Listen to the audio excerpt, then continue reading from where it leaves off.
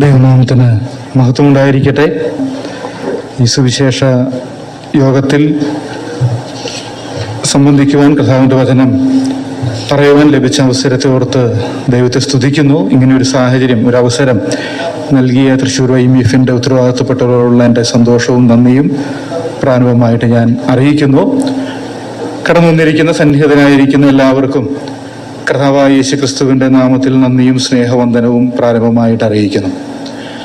വളരെ അനുഗ്രഹിക്കപ്പെട്ട ക്രിസ്തീയ ഗാനങ്ങൾ ഭക്തന്മാരായിരിക്കുന്ന ദൈവദാസന്മാർ അവരുടെ ജീവിതങ്ങളിൽ കർത്താവിനെ രുചിച്ചറിഞ്ഞ വിധങ്ങൾ ഗാനങ്ങളാക്കി രൂപാന്തരപ്പെടുത്തിയത് പ്രിയ സഹോദരി സഹോദരന്മാരോട് കൂടെ ചേർന്ന് പാടി കർത്താവിനെ മഹത്വപ്പെടുത്തുവാൻ നമുക്ക് അവസരം ലഭിച്ചു.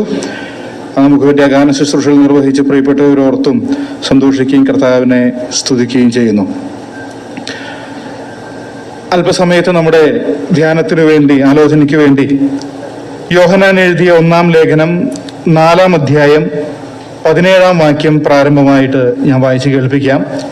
യോഹന്നാൻ എഴുതിയ 1-ാം ലേഖനം 4-ാം അധ്യായം 17-ാം വാക്യം. അവിടെ നാം ഇങ്ങനെയാണ് വായിക്കുന്നത്: ന്യായവിധി ദിവസത്തിൽ നമുക്ക് ധൈര്യമുണ്ടാവാൻ തക്കവണ്ണം ഇതിനാൽ സ്നേഹം നമ്മോട് തികഞ്ഞിരിക്കുന്നു. ന്യായവിധി ദിവസത്തിൽ നമുക്ക് ധൈര്യമുണ്ടാവാൻ തക്കവണ്ണം ഇതിനാൽ സ്നേഹം നമ്മോട് തികഞ്ഞിരിക്കുന്നു.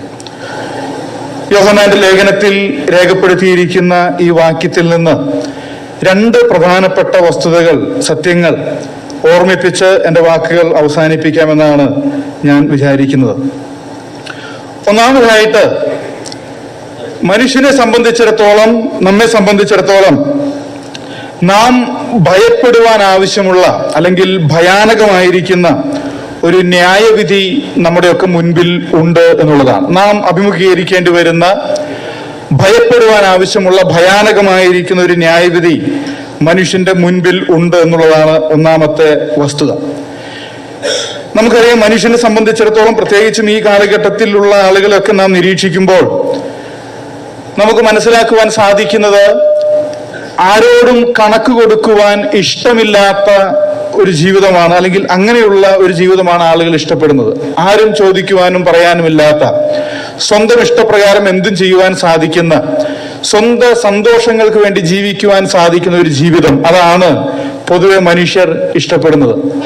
അങ്ങനെയുള്ള ആശയങ്ങളൊക്കെ ധാരാളം നമ്മുടെ സമൂഹത്തിൽ നമുക്ക് ഈ നാളുകളിൽ കേൾക്കുവാനായിട്ട് സാധിക്കും. നമ്മുടെ ജീവിതം നമ്മുടെ സന്തോഷത്തിന് വേണ്ടിയുള്ളതാണ്. എന്ത് കാര്യം ചെയ്യുമ്പോഴാണോ നിങ്ങൾക്ക് സന്തോഷം ലഭിക്കുന്നത്, ആ കാര്യങ്ങൾ ചെയ്തുകൊണ്ട് ജീവിക്കുവാനായിട്ട് നിങ്ങൾ ശ്രദ്ധിക്കണം. ഇങ്ങനെയൊക്കെയുള്ള ഉപദേശങ്ങളാണ് ഈ നാളുകളിൽ നാം കേൾക്കുന്നത്. കുടുംബ ബന്ധങ്ങളിൽ പോലും ചിലതൊക്കെ ആളുകൾ ഉപദേശിക്കുന്നത്, നിങ്ങളുടെ പങ്കാളിയുടെ, ഭാര്യയുടെ, ഭർത്താവിൻ്റെ സന്തോഷങ്ങൾക്ക് വേണ്ടി ജീവിച്ച് നിങ്ങളുടെ ജീവിതം നിങ്ങൾ നശിപ്പിക്കരുത്. നിങ്ങൾക്ക് സന്തോഷം തരുന്ന കാര്യങ്ങൾ ചെയ്തുകൊണ്ട് നിങ്ങളുടെ സ്വപ്നങ്ങൾക്ക് വേണ്ടി ജീവിക്കുക. മക്കൾക്ക് വേണ്ടി പോലും ജീവിതം ഒരുപാടങ്ങ് ചെലവഴിക്കരുത് എന്ന് ഉപദേശിക്കുന്ന ധാരാളം അങ്ങനെയുള്ള നിർദ്ദേശങ്ങളെ, ആലോചനകളെ ഈ നാളുകളിലൊക്കെ നമുക്ക് കേൾക്കുവാനും കാണുവാനും സാധിക്കുന്നുണ്ട്.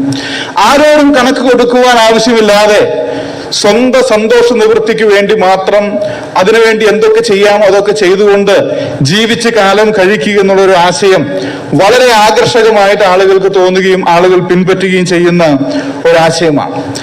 എന്നാൽ മനുഷ്യരായിരിക്കും നമ്മൾ തിരിച്ചറിയേണ്ട ഒരു വസ്തുത എന്നുള്ളത്, അങ്ങനെ സ്വന്തം ഇഷ്ടങ്ങൾക്ക് വേണ്ടി ജീവിക്കുവാനായിട്ട് അനുവാദമുള്ളൊരു ജീവിതമല്ല നമ്മുടെ ജീവിതം. ആർക്കും കണക്ക് കൊടുക്കുവാൻ ആവശ്യമില്ലാത്ത വിധത്തിൽ സ്വന്തം ഇഷ്ടത്തിന് അല്ലെങ്കിൽ സ്വന്തം സന്തോഷത്തിന് വേണ്ടി എന്തൊക്കെ ചെയ്യണമെന്ന് ആഗ്രഹിക്കുന്നുവോ അതൊക്കെ നിവർത്തിച്ച് അതൊക്കെ ചെയ്തുകൊണ്ട് ജീവിക്കുവാൻ അനുവാദമുള്ളൊരു ജീവിതമല്ല നമ്മുടെ ജീവിതം. എന്താ അങ്ങനെ പറയുവാനായിട്ടുള്ള കാരണം? അതിന്റെ അടിസ്ഥാനപരമായിരിക്കുന്ന കാരണം എന്നുള്ളത്, മനുഷ്യൻ ദൈവത്തിന്റെ സൃഷ്ടിയാണ് എന്നുള്ളതാണ്. നമുക്കറിയാം, ദൈവത്തിന്റെ വചനമാകുന്ന വിശുദ്ധ ബൈബിൾ ആരംഭിക്കുന്നത് തന്നെ, ബൈബിൾ ആരംഭിക്കുമ്പോൾ രേഖപ്പെടുത്തിയിരിക്കുന്ന ആദ്യത്തെ പ്രസ്താവന എന്നുള്ളത്, ആദിയിൽ ദൈവം ആകാശവും ഭൂമിയും സൃഷ്ടിച്ചു എന്ന് പറഞ്ഞുകൊണ്ടാണ്. ഞാൻ ഇങ്ങനെ ചിന്തിക്കുകയാണ്, ആ ആദ്യത്തെ വാചകം, ബൈബിളിൽ രേഖപ്പെടുത്തിയിരിക്കുന്ന ആ ആദ്യത്തെ വാചകം, തുടർന്ന് രേഖപ്പെടുത്തിയിരിക്കുന്ന മനുഷ്യന്റെ സൃഷ്ടി ഉൾപ്പെടെയുള്ള സൃഷ്ടി വൃത്താന്തം, ആ കാര്യമാണ് മനുഷ്യനെ സംബന്ധിച്ചിടത്തോളം ബൈബിൾ, അല്ലെങ്കിൽ മനുഷ്യനെ സംബന്ധിച്ചിടത്തോളം ബൈബിൾ വെളിപ്പെടുത്തുന്ന ദൈവം ഏത് വിധത്തിൽ ബന്ധം പുലർത്തുന്നു, ഈ ദൈവവുമായിട്ട് മനുഷ്യൻ എപ്രകാരം ബന്ധപ്പെട്ടിരിക്കുന്നു, ഈ ദൈവവുമായിട്ട് മനുഷ്യൻ എപ്രകാരം ബാധ്യസ്ഥനായിരിക്കുന്നു, കണക്ക് കൊടുക്കേണ്ടവനായിരിക്കുന്നു എന്നുള്ളത് വെളിപ്പെടുത്തുക. ആ കാര്യം ബൈബിളിൽ ആദ്യമേ പറഞ്ഞിട്ടില്ലെങ്കിൽ, അല്ലെങ്കിൽ മനുഷ്യൻ ദൈവത്തിന്റെ സൃഷ്ടിയാണ് എന്നുള്ള സത്യം ബൈബിൾ വെളിപ്പെടുത്തിയിട്ടില്ലെങ്കിൽ, അതങ്ങനെയല്ലെങ്കിൽ ബൈബിളിൽ തുടർന്നു വരുന്ന ഒരു സത്യത്തിനും നാമുമായി യാതൊരു ബന്ധവും ഉണ്ടാകുമായിരുന്നില്ല. അതിലെ ഒരു കാര്യങ്ങൾക്കും നമുക്ക് യാതൊരു ബാധ്യസ്ഥതയും ഉണ്ടാകുമായിരുന്നില്ല. എന്നാൽ വലിയവനായിരിക്കുന്ന ദൈവത്തിന്റെ മുൻപിൽ ആ ദൈവത്തോട് കണക്ക് ബോധിപ്പിക്കേണ്ടവനായിട്ട് ഞാനും നിങ്ങളും തീരുന്നതിന്റെ കാരണം, ആ ദൈവത്തോട് ബാധ്യസ്ഥത ഉള്ളവരായിട്ട് നാം തീരുന്നതിന്റെ കാരണം എന്നുള്ളത് ദൈവം നമ്മുടെ സൃഷ്ടാവാണ് എന്നുള്ളത് കൊണ്ടാണ്. മനുഷ്യരായിരിക്കുന്ന നമ്മളും നമ്മുടെ ജീവിതത്തിൽ പലതും നിർമ്മിക്കുന്നവരാണ്. നാം വീടുകൾ നിർമ്മിക്കാറുണ്ട്, മനുഷ്യരുടെ ഇടയിലുള്ള അനേക ഫാക്ടറികളിൽ ധാരാളം വസ്തുക്കൾ നിർമ്മിക്കാറുണ്ട്, നാം ഭക്ഷണം നിർമ്മിക്കാറുണ്ട്. ഇങ്ങനെ ഏതൊരു കാര്യവും നമ്മൾ നിർമ്മിക്കുമ്പോൾ പ്രത്യേക ഉദ്ദേശത്തോടു കൂടെയാണ് നിർമ്മിക്കുക. അത് ഏത് വിധത്തിൽ പ്രയോജനപ്പെടണമെന്നുള്ള ആഗ്രഹത്തോടുകൂടെ, താല്പര്യത്തോടുകൂടെ അത് നിർമ്മിക്കുന്നത് ആരാണോ അദ്ദേഹത്തിന്റെ ഇഷ്ടങ്ങൾക്ക് വേണ്ടിയാണ് നിർമ്മിക്കുന്നത്. അങ്ങനെയാണെങ്കിൽ സൃഷ്ടാവായിരിക്കുന്ന ദൈവം എന്നെ നിങ്ങളെ സൃഷ്ടിച്ചപ്പോൾ നമ്മെക്കുറിച്ചും ദൈവത്തിന് ചില ആഗ്രഹങ്ങളുണ്ട്, ദൈവത്തിന് ചില പദ്ധതികളുണ്ട്.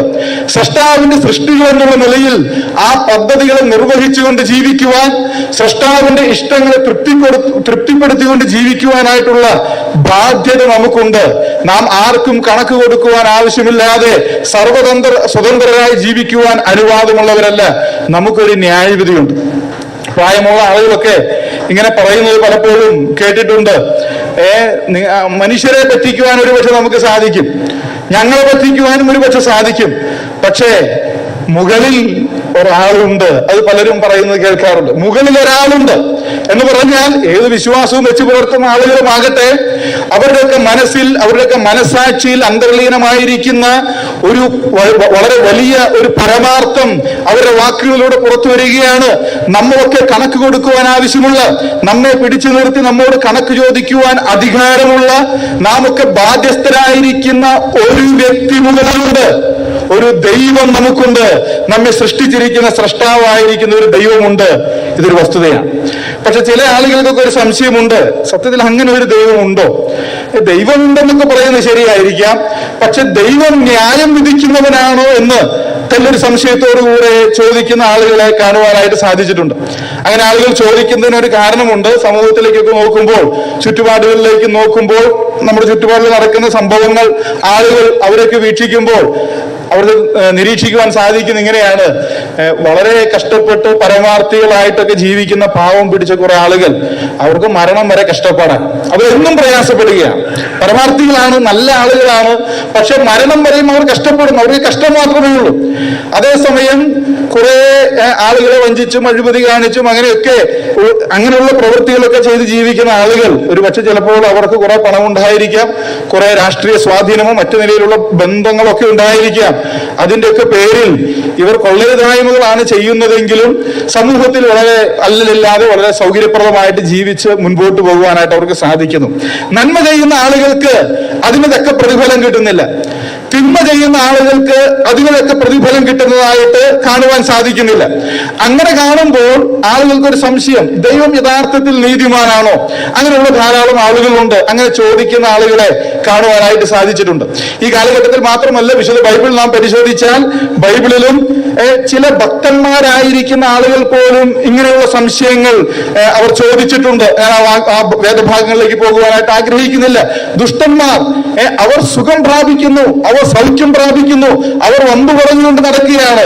എന്നാൽ ദൈവത്തെ സ്നേഹിക്കുന്ന ആളുകൾ, ഭക്തരായിരിക്കുന്ന ആളുകൾ, അവരുടെ കാലുകൾ ഇടറുന്നു എന്ന് ഭക്തൻ പറയുന്നത് 73-ാം സങ്കീർത്തനത്തിൽ നമുക്ക് കാണുവാനായിട്ട് സാധിക്കും. അപ്പോൾ യഥാർത്ഥത്തിൽ ദൈവം നീതിമാനാണോ എന്നുള്ളത് മനുഷ്യന്റെ സമൂഹത്തിലുള്ളവരുടെ നിരീക്ഷണത്തിന്റെ അടിസ്ഥാനത്തിൽ പലരും ചോദിച്ചാൽ അതിന് തെറ്റു പറയുവാനായിട്ട് സാധിക്കില്ല. പക്ഷെ ബൈബിൾ അതിന് മറുപടി നൽകുന്നുണ്ട്. ദൈവം ന്യായം വിധിക്കുന്നവനാണോ അതോ ദൈവം ന്യായം വിധിക്കാത്തവനാണോ? ബൈബിൾ പറയുകയാണ്, ദൈവം ന്യായം വിധിക്കുന്നവനാണ്. എങ്കിൽ പിന്നെ എന്തുകൊണ്ടാണ് നേരത്തെ നാം കണ്ടതുപോലെയുള്ള നിരീക്ഷണം നമുക്ക് കാണുവാനായിട്ട് സാധിക്കുന്നത്? അതിന് കാരണം ബൈബിൾ ഇപ്രകാരമാണ് രേഖപ്പെടുത്തിയിരിക്കുന്നത്. എബ്രായ ലേഖനം 9-ാം അധ്യായം 27-ാം വാക്യത്തിൽ ബൈബിൾ പറയുന്ന ഇങ്ങനെയാണ്: ഒരിക്കൽ മരിക്കുകയും പിന്നെ ന്യായവിധിയും മനുഷ്യർക്കായി നിയമിക്കപ്പെട്ടിരിക്കുന്നു. അപ്പോൾ ദൈവം ന്യായം വിധിക്കുന്നവനാണ്, ആ കാര്യത്തിൽ സംശയമില്ല. പിന്നെ എവിടെയാണ് പ്രശ്നം? ദൈവം അതിനൊരു സമയം വെച്ചിട്ടുണ്ട്. എപ്പോഴാണ് ആ സമയം? മരണത്തിന് ശേഷമാണ്. ഇപ്പോൾ ഒരു മരണത്തിന് ശേഷം ദൈവം മനുഷ്യനെ ന്യായം വിധിക്കുമെന്ന് ബൈബിൾ വളരെ അസന്നിഗ്ധമായി പ്രഖ്യാപിക്കുകയാണ്. സംശയത്തിന് ഒട്ടും ഇടയില്ലാതെ വണ്ണം ബൈബിൾ പറയുന്ന ഒരു വാസ്തവമാണ്, ദൈവം മനുഷ്യനെ ന്യായം വിധിക്കും, അത് മരണത്തിന് ശേഷമാണ്. ആ ന്യായവിധിയെ പറ്റി വളരെ കൃത്യമായിട്ട് രേഖപ്പെടുത്തിയിരിക്കുന്ന അനേക വേദഭാഗങ്ങൾ ബൈബിളിലുണ്ട്. അതും വളരെ സ്പഷ്ടമായിരിക്കുന്ന ഒരു വേദഭാഗമാണ് സഭാപ്രസംഗിയുടെ പുസ്തകം 12-ാം അധ്യായം 14-ാം വാക്യം. സഭാപ്രസംഗിയുടെ പുസ്തകം 12-ാം അധ്യായം അതിന്റെ 14-ാം വാക്യം. അവിടെ നാം ഇങ്ങനെയാണ് വായിക്കുന്നത്: ദൈവം നല്ലതും തീയതുമായ സകല പ്രവൃത്തിയെയും സകല രഹസ്യങ്ങളുമായി ന്യായവിസ്താരത്തിലേക്ക് വരുത്തുമല്ലോ. ദൈവം നല്ലതും തീയതുമായ സകല പ്രവൃത്തികളെയും സകല രഹസ്യങ്ങളുമായി ന്യായവിസ്താരത്തിലേക്ക് വരുത്തുമല്ലോ. അതിന് തൊട്ട് മുൻപിലത്തെ വാക്യത്തിൽ നാം വായിക്കുന്നത്, ദൈവത്തെ ഭയപ്പെട്ട് അവന്റെ കൽപ്പനകളെ പ്രമാണിച്ചു കൊള്ളുക, അതാകുന്നു സകല മനുഷ്യർക്കും വേണ്ടത്. അപ്പോൾ സകല മനുഷ്യരോടും ദൈവത്തിന്റെ ആത്മാവെന്ന് പറയുവാനായിട്ടുള്ള ഒരു സത്യം ഇതാണ്. സകല മനുഷ്യരോടും ദൈവം പറയുകയാണ്, നല്ലതും തീയതുമായ സകല പ്രവൃത്തിയെയും സകല രഹസ്യങ്ങളുമായി ദൈവം ന്യായവിസ്താരത്തിലേക്ക് വരുത്തും. അപ്പോൾ ദൈവം സകല മനുഷ്യരെയും ന്യായവിസ്താരത്തിലേക്ക് വരുത്തും. എല്ലാവരെയും ദൈവം ന്യായവിസ്താരത്തിലേക്ക് വരുത്തും. ന്യായവിസ്താരത്തിലേക്ക് വരുവാൻ താല്പര്യമില്ലാത്ത ആളുകളൊക്കെ കാണും. ഇന്ന് ദൈവത്തെ പറ്റി പറയുമ്പോൾ, ദൈവത്തെ പറ്റി കേൾക്കുമ്പോൾ ഇത് ഞങ്ങൾ വിശ്വസിക്കുന്നില്ല എന്ന് പറയുന്ന ആളുകളുണ്ട്. നിരീശ്വരവാദികൾ എന്ന് സ്വയം പറയുന്ന ആളുകൾ. അവർ വാദിക്കുകയില്ല, നിരീശ്വരവാദികളാണെന്ന് അവർ അവകാശപ്പെടുമെങ്കിലും ദൈവമില്ലെന്ന് അവർ വാദിക്കുകയില്ല. അവർ ദൈവം ഉണ്ടെന്ന് വിശ്വസിക്കുന്നില്ലെന്ന് മാത്രമാണ്. അവരൊക്കെ പറയും ഞങ്ങൾക്ക് ഈ കാര്യങ്ങളിൽ വിശ്വാസമില്ല. എന്തുകൊണ്ടാണ് വിശ്വാസമില്ലാത്തത് എന്ന് നാം അവരോട് സംസാരിച്ചാൽ, വിശുദ്ധ ബൈബിൾ റോമാലേഖനത്തിൽ എഴുതിയിരിക്കുന്ന ഒരു സത്യത്തിലേക്ക് നമ്മൾ എത്തിച്ചേരും. അവിടെ എങ്ങനെയാണ് പറയുന്നത്? ദൈവത്തെ പരിജ്ഞാനത്തിൽ ധരിക്കുവാൻ അവർക്ക് ഇഷ്ടമില്ല എന്നുള്ളതാണ്. ദൈവത്തെ ധരിക്കുവാൻ, അല്ലെങ്കിൽ ദൈവത്തെ അംഗീകരിക്കുവാൻ, ദൈവത്തെ വിശ്വസിക്കുവാൻ, ഒരു ദൈവമുണ്ടെന്ന് അംഗീകരിച്ചുകൊണ്ട് ജീവിക്കുവാൻ ഇഷ്ടമില്ലാത്തത് കൊണ്ട് ദൈവമില്ലെന്ന് പറയുന്ന ആളുകൾ. പക്ഷെ ഇവിടെ പറയുന്നത് അങ്ങനെയുള്ളവരെയും ദൈവം ന്യായവിസ്താരത്തിലേക്ക് വരുത്തും. നമ്മുടെ ഇഷ്ടമോ നമ്മുടെ താല്പര്യമോ നമുക്ക് വിശ്വാസമുണ്ടോ ഇല്ലയോ എന്നുള്ളത് അവിടെ പ്രസക്തമല്ല. ദൈവം സകല മനുഷ്യരെയും ന്യായവിസ്താരത്തിലേക്ക് വരുത്തും എന്ന് അവിടെ എഴുതിയിരിക്കുകയാണ്. മാത്രമല്ല, അങ്ങനെ ന്യായവിസ്താരത്തിലേക്ക് വരുത്തുമ്പോൾ അവിടെ എന്താ വിസ്തരിക്കപ്പെടുന്നത്? നല്ലതും തീയതുമായ സകല പ്രവൃത്തികളും അവർ വിസ്തരിക്കപ്പെടുമെന്നാണ് എഴുതിയിരിക്കുന്നത്. എല്ലാ പ്രവൃത്തികളെയും, മനുഷ്യൻ ചെയ്തു കൂട്ടുന്ന സകല പ്രവൃത്തികളെയും ദൈവം ന്യായവിസ്താരത്തിലേക്ക് വരുത്തും. ഇവിടെ മനുഷ്യന്റെ കണ്ണിൽ നിന്നും മറ്റുള്ളവരുടെ കണ്ണിൽ നിന്നും മറച്ചു പിടിക്കുവാൻ, ഒളിച്ചു പിടിക്കുവാൻ സാധിക്കുന്ന നിരവധി കാര്യങ്ങൾ ഉണ്ടായിരിക്കാം. ചെയ്തു കൂട്ടിയിട്ടുള്ള ഒട്ടനവധി കൊള്ളരുതായ്മകൾ ഒരുപക്ഷെ ലോകത്തിലെ ഒറ്റ മനുഷ്യനും തിരിച്ചറിഞ്ഞിട്ടുണ്ടാകിയില്ല. പക്ഷെ ദൈവത്തിന്റെ മുൻപാകെ അങ്ങനെ യാതൊന്നിനെയും മറച്ചു പിടിക്കുവാനായിട്ട് സാധിക്കില്ല. കർത്താവിനെ പറ്റി ബൈബിൾ രേഖപ്പെടുത്തിയിരിക്കുന്നത് എങ്ങനെയാണ്? അവൻ അഗ്നിജ്വാലയ്ക്കൊത്ത കണ്ണുകളുള്ളവനാണ്. അവന്റെ കണ്ണിന് മറഞ്ഞിരിക്കുന്ന ഒരു സൃഷ്ടിയുമില്ല എന്ന് നാം ബൈബിളിൽ വായിക്കുന്നു. എന്ന് പറഞ്ഞാൽ ഒരു സാക്ഷിയുടെ ആവശ്യമില്ലാത്ത വിധം സകലവും നേരിട്ട് കാണുന്ന, സകലത്തിന്റെയും നേരിട്ടുള്ള ദൃക്സാക്ഷിയായിരിക്കുന്ന ദൈവമാണ് ഇവിടെ ന്യായാധിപൻ എന്നുള്ളത് കൊണ്ട് ഈ ദൈവത്തിന്റെ മുൻപിൽ നിന്ന് മറയ്ക്കുവാനായിട്ട് ഒരു പ്രവൃത്തിയെ സാധിക്കുകയില്ല. സകല പ്രവൃത്തികളെയും ദൈവം ന്യായം വിധിക്കും. മാത്രമല്ല, പ്രവൃത്തികളെ മാത്രമല്ല, സകല രഹസ്യങ്ങളെയും ദൈവം ന്യായം വിധിക്കുമെന്നാണ് എഴുതിയിരിക്കുന്നത്. മനുഷ്യ ജീവിതത്തിൽ ഒട്ടനവധി രഹസ്യങ്ങളുണ്ട്. നമ്മളൊക്കെ ചെയ്തുകൊണ്ടിരിക്കുന്ന എല്ലാ പ്രവൃത്തികളും ഒരുപക്ഷെ മറ്റുള്ളവരുടെ നോട്ടത്തിൽ വളരെ നല്ല പ്രവൃത്തികളായിരിക്കും. പക്ഷെ എന്ത് ഉദ്ദേശത്തോടുകൂടെ നാം ചെയ്യുന്നു, എന്ത് ആത്മാർത്ഥതയോടുകൂടെ നാം ചെയ്യുന്നു, എന്ത് പരമാർത്ഥതയാണ് നാം ചെയ്യുന്ന കാര്യങ്ങൾക്കുള്ളത് എന്ന് പരിശോധിച്ചാൽ അതിന്റെ ഉദ്ദേശത്തിൽ ശുദ്ധി ഉണ്ടോ എന്നുള്ളത് നമുക്ക് മാത്രം അറിയാവുന്ന രഹസ്യങ്ങളാണ്.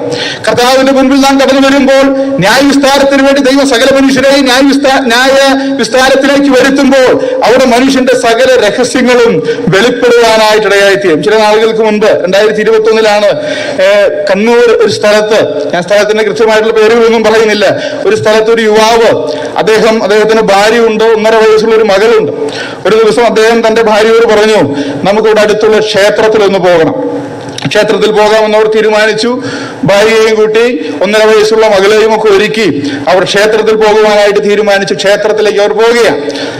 നല്ല കാര്യമാണ്. ആരാധനാലയത്തിലേക്ക്, ക്ഷേത്രത്തിലേക്ക് ഭക്തിയോടുകൂടെ പോകാം എന്ന് പറഞ്ഞപ്പോൾ അതൊരു നല്ല കാര്യമാണല്ലോ എന്ന് കരുതി ആ യുവതി തന്റെ കുഞ്ഞിനെയും എടുത്തുകൊണ്ട് തന്റെ ഭർത്താവിനോടുകൂടെ പോയി, ക്ഷേത്രത്തിലേക്ക് പോയി. ക്ഷേത്രത്തിൽ നിന്നും അവർ മടങ്ങി വരികയാണ്. മടങ്ങി വരുമ്പോൾ ഒരു നദിയുടെ സമീപത്തോടു കൂടെയാണ് അവർ കടന്നു വരുന്നത്.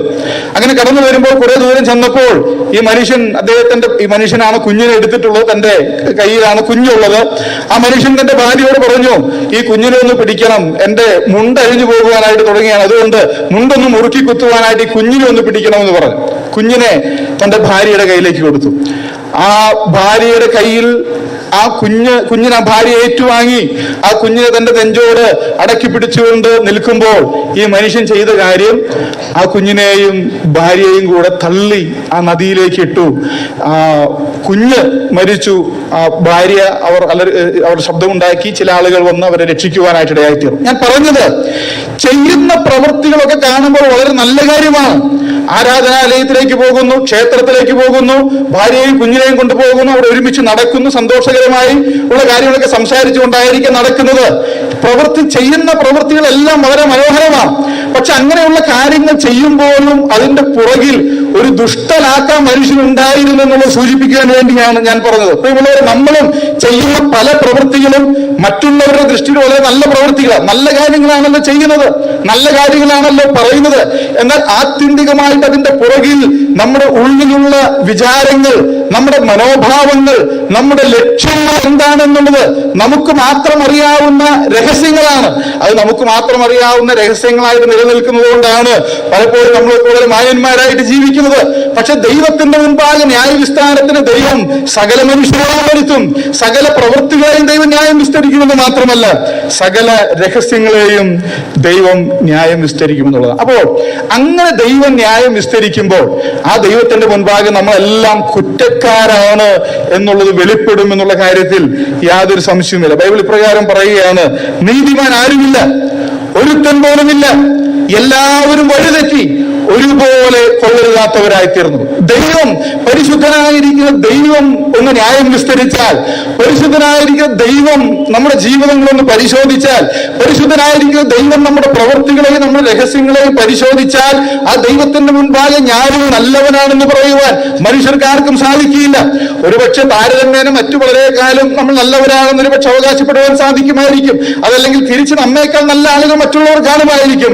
പക്ഷെ ദൈവത്തിന്റെ മുൻപാകെ മനുഷ്യരാരും നല്ലവരില്ല. വചനം പറയുകയാണ്, നീതിമാൻ ആരുമില്ല, ഒരുത്തൻ പോലുമില്ല, എല്ലാവരും വഴിതെറ്റി എന്ന് മാത്രമല്ല, ദൈവത്തിന്റെ മുൻപാകെ ഒരുപോലെ കൊള്ളരുതാത്തവരാണ്. അതാണ് മനുഷ്യന്റെ അവസ്ഥ എന്നുള്ളത്. ഇനി ഈ ദൈവം മനുഷ്യനെ ന്യായം വിധിക്കുമെന്ന് പറയുമ്പോൾ എന്താണ് ആ ന്യായവിധിയുടെ രീതി? എങ്ങനെയാണ് ആ ന്യായവിധി നടപ്പിലാക്കുന്നത്? അത് വെളിപ്പാട് പുസ്തകത്തിൽ നമുക്ക് കാണുവാനായിട്ട് സാധിക്കും. വെളിപ്പാട് പുസ്തകം 20-ാം അധ്യായം 11 മുതൽ 15 വരെയുള്ള വാക്യങ്ങളിൽ മനുഷ്യൻ നേരിടേണ്ടി വരുന്ന ന്യായവിധി അത് എപ്രകാരമുള്ളതാണ് എന്ന് അവിടെ വിശദമായിട്ട് രേഖപ്പെടുത്തിയിട്ടുണ്ട്. ഞാൻ ആ വാക്യങ്ങൾ എടുത്ത് വായിക്കാതെ ഒന്ന് രണ്ട് കാര്യങ്ങൾ, ന്യായവിധിയെ പറ്റി അവിടെ പറഞ്ഞിരിക്കുന്ന കാര്യങ്ങൾ ഞാനൊന്ന് സൂചിപ്പിച്ച് മുൻപോട്ട് പോകാം. അവിടെ നാം വായിക്കുന്നത്, വലിയൊരു വെള്ള സിംഹാസനം കണ്ടു എന്നുള്ളത് ഒരു ദർശനമാണ്.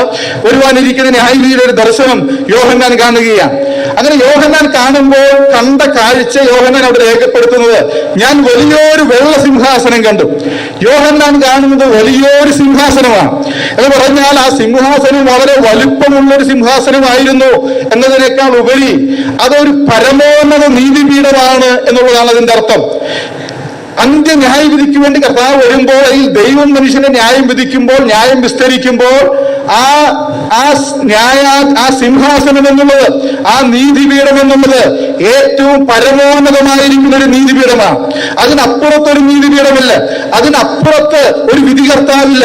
അത്യുന്നതനായിരിക്കുന്ന, പരമോന്നതനായിരിക്കുന്ന ദൈവം എന്ന ന്യായാധിപന്റെ മുൻപാകെ നാം നിൽക്കേണ്ടതായിട്ട് വരും. മാത്രമല്ല അതൊരു വെള്ള സിംഹാസനമാണ് എന്ന് പറഞ്ഞാൽ ആ സിംഹാസനത്തിന്റെ നിറം വെള്ളയാണ്, അത്രയല്ല. അത് സൂചിപ്പിക്കുന്ന ഒരു കാര്യമുണ്ട്. ആ സിംഹാസനം പരിശുദ്ധമായിരിക്കുന്ന സിംഹാസനമാണ്, അത് നീതിയുള്ള സിംഹാസനമാണ്.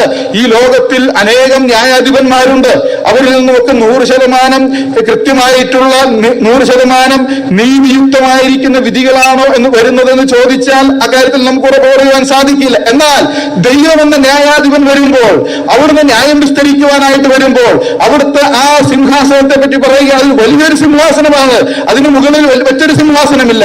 മാത്രമല്ല അത് വെള്ള സിംഹാസനമാണ്, അത് പരിശുദ്ധമായ സിംഹാസനമാണ്. അവിടെ നിന്ന് നീതിപൂർവമായിരിക്കുന്ന വിധി മാത്രമേ ഉണ്ടാകുകയുള്ളൂ. അവിടെ മരിച്ചവർ ആബാലവൃദ്ധം, ചെറിയവരും വലിയവരും എല്ലാം ഉയർത്തെഴുന്നേറ്റ് ആ വെള്ള സിംഹാസനത്തിന്റെ മുൻപാകെ അവരുടെ ജീവിതത്തിന്റെ വിധി കേൾക്കുവാനായിട്ട് നിൽക്കുന്നത് നമുക്ക് അവിടെ കാണുവാനായിട്ട് സാധിക്കും. തുടർന്ന് അവിടെ എഴുതിയിരിക്കുകയാണ്, അവിടെ പുസ്തകങ്ങൾ തുറക്കപ്പെട്ടു. ഓരോരുത്തരും അവന്റെ പ്രവൃത്തികൾക്കൊത്ത ന്യായവിധി ഉണ്ടായി.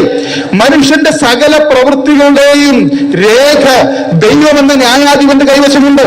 സഭാപ്രസംഗ പുസ്തകത്തിൽ നിന്ന് നാം ഓർത്തപ്പോൾ നാം ചിന്തിച്ചുവല്ലോ, സകല പ്രവൃത്തികളും സകല രഹസ്യങ്ങളും ന്യായം വിസ്തരിക്കപ്പെടും. അത് തന്നെയാണ് വെളിപാട് പുസ്തകത്തിലും എഴുതിയിരിക്കുന്നത്.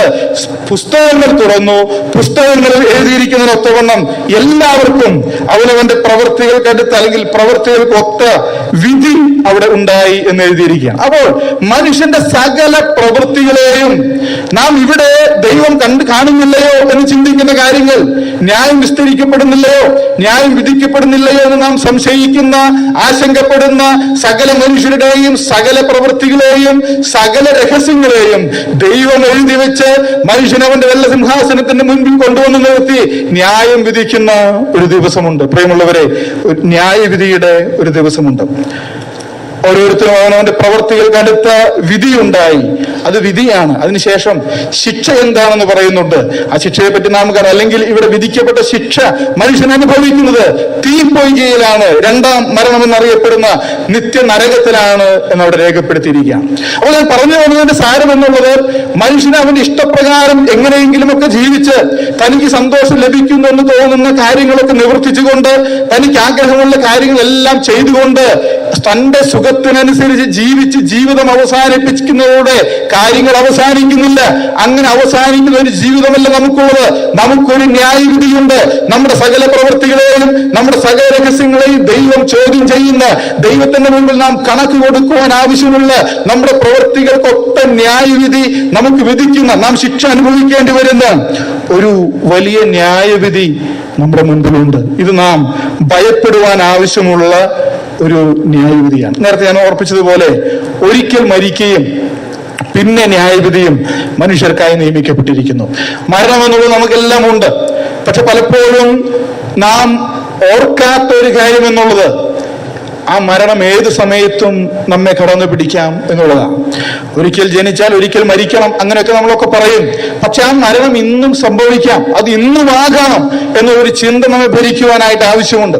നമ്മുടെ ആയുസ് എത്രയാണ്, ഇനിയും എത്ര മിനിറ്റുകൾ ഈ ലോകത്തിൽ ഈ ആയുസ്സിൽ എനിക്ക് ശേഷിക്കുന്നുണ്ട് എന്ന് ഉറപ്പിച്ചു പറയുവാൻ, ധൈര്യത്തോടെ പറയുവാൻ നമുക്ക് ആർക്കും സാധിക്കില്ല.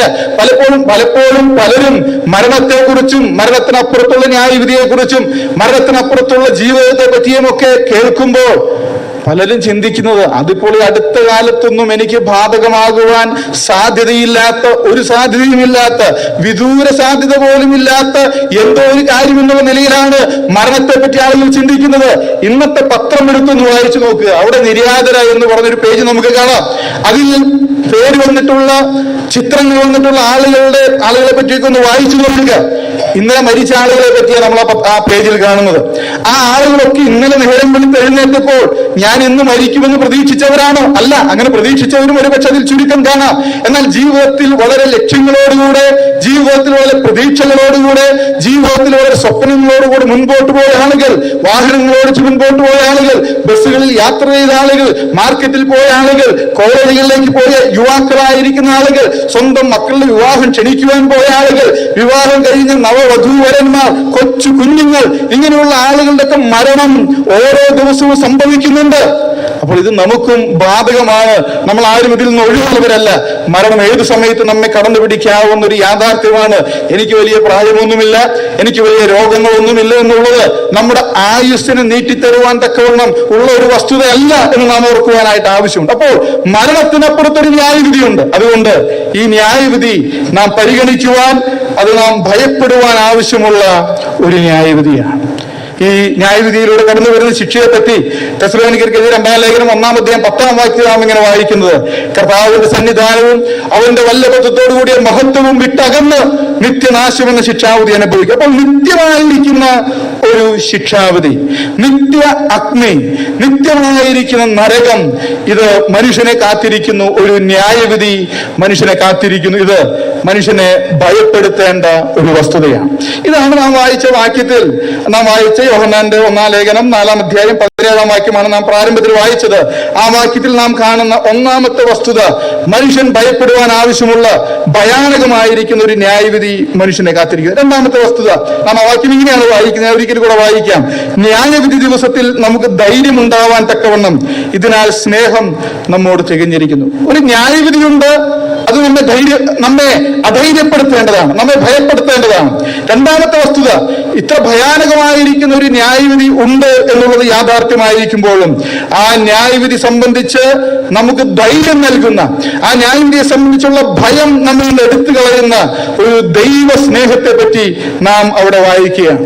ഇന്ന് ആളുകൾ ഈ ന്യായവിധിയെ സംബന്ധിച്ചിടത്തോളമുള്ള ഏതെങ്കിലും വിധത്തിലുള്ള ഒരു ധാരണയുള്ളവരാണ്. ഒരുപക്ഷെ കൃത്യമായിരിക്കുന്ന ഒരു ധാരണയില്ലെങ്കിലും ഞാനൊരു പാപിയാണെന്നും പരിശുദ്ധനായിരിക്കുന്ന ഒരു ദൈവമുണ്ട്, ഒരു ഈശ്വരനുണ്ട്, ആ ഈശ്വരന്റെ മുൻപിൽ ഞാൻ വളരെ അയോഗ്യനാണ് എന്നുള്ളൊരു ബോധം മനുഷ്യനെ ഭരിക്കുന്നത് കൊണ്ട്, അത് മനുഷ്യൻ ഉൾപ്പെടുന്ന വിശ്വസിക്കുന്ന ഏത് ആശയവുമാകട്ടെ, ഏത് വിശ്വാസമോ ഏത് മതങ്ങളോ ആകട്ടെ, മനുഷ്യനൊരു ചിന്തയുണ്ട്, ദൈവത്തിന്റെ മുൻപിൽ ഞാൻ നാളെ നിൽക്കേണ്ടി വരും. ദൈവം പരിശുദ്ധനാണ്, ഈശ്വരൻ പരിശുദ്ധനാണ്, എന്നാൽ ഞാൻ അത്ര കണ്ട് പരിശുദ്ധനല്ല, എന്നിൽ കുറവുകളുണ്ട്. അതുകൊണ്ട് മനുഷ്യൻ ചിന്തിക്കുകയാണ്, എന്റെ മേൽ ഈശ്വരന്റെ കോപമുണ്ട്, ഈശ്വര കോപമുണ്ട് എന്റെ മേൽ, അതുകൊണ്ട് ഈ ഈശ്വര കോപം ഒന്ന് നീങ്ങിക്കിട്ടണം, ഈശ്വര പ്രസാദം ഒന്ന് നേടിയെടുക്കണം, ദൈവത്തിന്റെ പ്രസാദം എനിക്ക് ലഭിക്കണം. അതിനുവേണ്ടി മനുഷ്യൻ അധ്വാനിക്കുകയാണ്, മനുഷ്യൻ നെട്ടോട്ടമോടുകയാണ്. മനുഷ്യൻ പറയുന്ന പല വാക്കുകൾ, പല പേരുകൾ, പല ആശയങ്ങൾ ഉണ്ടായിരിക്കാം. എനിക്ക് സ്വർഗത്തിൽ പോകണം, അല്ലെങ്കിൽ മോക്ഷം കിട്ടണം, ആത്മാവിന് നിത്യശാന്തി കിട്ടണം, ഇതൊക്കെയാണ് മനുഷ്യൻ പറയുന്നത്. ആശയം ഇത്രയേ ഉള്ളൂ, ദൈവത്തിന് എന്റെ മേൽ പ്രസാദിക്കുവാൻ സാധിക്കില്ല, എന്നിൽ കുറവുകളുണ്ട്, എന്നിൽ പാപങ്ങളുണ്ട്, അതുകൊണ്ട് ഈശ്വരന്റെ കോപമാണ് എന്റെ മേലിലുള്ളത്. മനുഷ്യൻ ഭയപ്പെടുകയാണ്, എന്റെ ജീവിതത്തിൽ വരുന്ന പ്രശ്നങ്ങൾ, എനിക്ക് വരുന്ന രോഗം, എന്റെ ഭവനത്തിലുള്ളവർക്ക് വരുന്ന രോഗം, എന്റെ കുഞ്ഞുങ്ങൾക്ക് വരുന്ന അടിക്കടിയുള്ള രോഗം, അല്ലെങ്കിൽ ഇങ്ങനെയുള്ള നിരവധി പ്രയാസങ്ങൾ, ഇതൊക്കെ എന്റെ മേലുള്ള ഈശ്വര കോപത്തിന്റെ പ്രതിഫലനങ്ങളാണ്. ദൈവം കോപിച്ചിരിക്കുന്നു, എങ്ങനെയെങ്കിലും ഈശ്വരന്റെ പ്രസാദം നേടിയെടുക്കണം. അത് ഭൗതികമായിരിക്കുന്ന കാര്യങ്ങളാണ്. ഈ ഭൂമിയിൽ മാറ്റപ്പെട്ടാൽ ഈശ്വരന്റെ സന്നിധിയിലേക്ക്, ദൈവത്തിന്റെ സന്നിധിയിലേക്ക്, പറുദീസയിലേക്ക് ചെല്ലണം. അതിനുവേണ്ടി എന്റെ പാപങ്ങൾക്ക് പരിഹാരം വരണമെന്ന് ആഗ്രഹിച്ചുകൊണ്ട് അതിനുവേണ്ടി മനുഷ്യൻ നടത്തുന്ന നെട്ടോട്ടമാണ് നമുക്ക് ചുറ്റിലും നമുക്ക് കാണുവാനായിട്ട് സാധിക്കുന്നത്. എന്തൊക്കെയാണ് മനുഷ്യൻ ചെയ്ത്? മനുഷ്യൻ അതിനുവേണ്ടി യാത്രകൾ നടത്തുന്നു, അതിനുവേണ്ടി ശാരീരിക ക്ലേശങ്ങൾ സഹിക്കുവാൻ തയ്യാറാകുന്നു, വളരെയധികം പണം മുടക്കുവാൻ മനുഷ്യൻ തയ്യാറാകുന്നു, മോക്ഷം കിട്ടുവാൻ, പാപപരിഹാരം കിട്ടുവാൻ, ദൈവപ്രസാദം കിട്ടുവാൻ. ഒരു പടി കൂടെ കടന്നു പറഞ്ഞാൽ എത്രയോ ക്രൂരമായിരിക്കുന്ന കാര്യങ്ങൾ ചെയ്യുവാനും മനുഷ്യൻ തയ്യാറാകുന്നു. നമ്മുടെ അടുത്ത ജില്ലയാണല്ലോ പാലക്കാട് ജില്ല. പാലക്കാട് ജില്ലയിൽ പൂളക്കാട് എന്ന് പറയുന്ന ഒരു സ്ഥലമുണ്ട്. അവിടെ ചില വർഷങ്ങൾക്ക് മുൻപ്, ഒരു 4-5 വർഷങ്ങൾക്ക് മുൻപ് നടന്ന ഒരു സംഭവം, ഒരു വീട്ടിൽ നിന്ന് ഒരു പുലർച്ചെ 4 മണിയായപ്പോൾ ഒരു സ്ത്രീ പോലീസ് സ്റ്റേഷനിലേക്ക് വിളിച്ചു. തലേ ദിവസം അവർ അടുത്തുള്ള വീട്ടിൽ ചെന്ന് പോലീസ് സ്റ്റേഷനിൽ നമ്പറൊക്കെ വാങ്ങിയിട്ട് വന്നു. പുലർച്ചെ 4 മണിയായപ്പോൾ പോലീസ് സ്റ്റേഷനിലേക്ക് ഒരു വിളി വന്നു. അവർ പറഞ്ഞു, ഇങ്ങനെയാണ്, ഞാൻ എൻ്റെ വീടിനകത്തുള്ള ശുചിമുറിയിൽ, ബാത്റൂമിൽ 6 വയസ്സുള്ള എൻ്റെ മകനെ കൊന്നിട്ടിട്ടുണ്ട്, നിങ്ങളൊന്ന് വരണം. എന്നിട്ട് പറഞ്ഞു, അവർ ചോദിച്ചു, നിങ്ങൾ എന്തിനാ മകനെ കൊന്നത്? അവർ പറഞ്ഞ മറുപടി, ദൈവത്തെ പ്രസാദിപ്പിക്കാൻ വേണ്ടിയാണെന്നുള്ളതാണ്. ഒരു പക്ഷേ അവരൊന്നും അതിന്റെ ശിക്ഷ അനുഭവിക്കുന്നില്ല, മാനസിക വിഭ്രാന്തി എന്നൊക്കെയുള്ള പേരിൽ. പക്ഷേ ഒരു കുറ്റകൃത്യം ചെയ്തിട്ട് പോലീസ് സ്റ്റേഷനിൽ വിളിച്ചത് പറയാനുള്ള ബോധമൊക്കെ അവർക്കുണ്ടായിരുന്നു. സ്വന്തം കുഞ്ഞിന്, ആ വീട്ടിലെ മറ്റുള്ളവരെ അറിഞ്ഞില്ല. പോലീസ് വന്നപ്പോഴാണ് ഭർത്താവും ആ മരിച്ച കുഞ്ഞിന്റെ ഒരു സഹോദരനും ആ വീട്ടിലുണ്ട്, അവരൊക്കെ ഈ കാര്യങ്ങൾ അറിയുന്നത്. സ്വന്തം കുഞ്ഞിനെ ബാത്റൂമിൽ കൊണ്ടുപോയി കഴുത്തറത്ത് കൊന്നു. എന്തിനു വേണ്ടിയാ? ദൈവപ്രസാദം കിട്ടാൻ.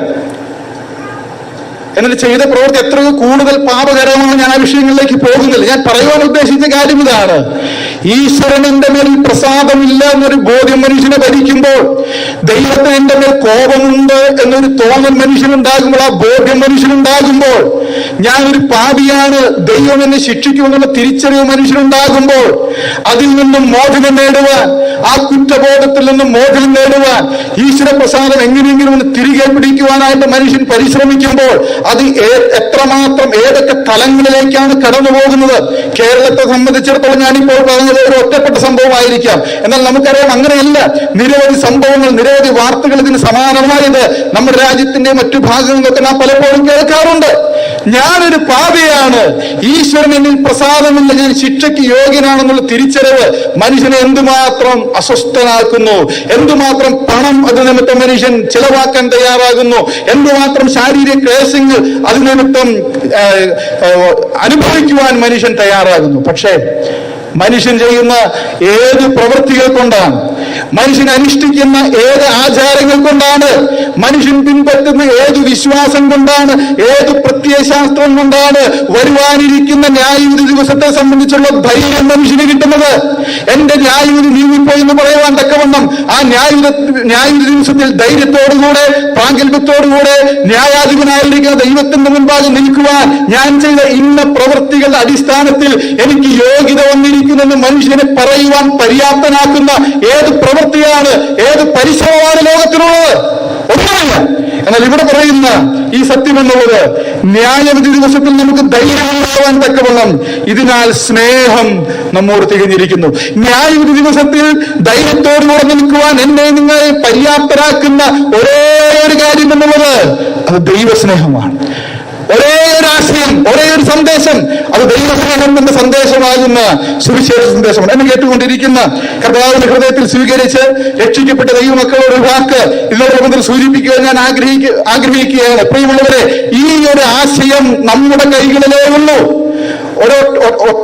ഒട്ടനവധി ആളുകൾ ഒട്ടനവധി കാര്യങ്ങളുടെ പുറകെ പോവുകയാണ് ന്യായവിധി ദിവസത്തെ കുറിച്ചുള്ള ധൈര്യം പ്രാപിക്കുവാനായിട്ട്. പക്ഷേ അവർ അനുഷ്ഠിച്ചു വരുന്ന ഏത് കാര്യങ്ങളും എത്ര പരമാർത്ഥമായി ചെയ്താലും ന്യായവിധി ദിവസത്തെ കുറിച്ചുള്ള ധൈര്യം, വരുവാനിരിക്കുന്ന ന്യായവിധിയെ സംബന്ധിച്ചിടത്തോളം ധൈര്യം മനുഷ്യന് നൽകുവാൻ ആ കാര്യങ്ങൾക്കൊന്നും സാധിക്കില്ല. എന്നാൽ ആ ഉറപ്പ് നൽകുവാൻ സാധിക്കുന്ന ഒരേ ഒരു സന്ദേശമാകുന്ന സുവിശേഷം അത് നമ്മുടെ കരങ്ങളിലുണ്ട്. അത് ആളുകളിലേക്ക് എത്തിക്കുവാൻ, ആ സന്ദേശം ആളുകളെ അറിയിക്കുവാൻ, അവർ നെട്ടോട്ടമോടുന്ന കാര്യങ്ങൾക്ക് ഓൾറെഡി പരിഹാരം വന്നിട്ടുണ്ടെന്നുള്ള സന്ദേശം അവർ അറിയിക്കുവാൻ നമുക്ക് വലിയ ബാധ്യസ്ഥതയുണ്ട്. ഇവിടെയും ഈ ഭവനവും ആ കാര്യമാണല്ലോ ഈ ദേശത്തോടുള്ള ബന്ധത്തിൽ നിവർത്തിച്ചുകൊണ്ടിരിക്കുന്നത്.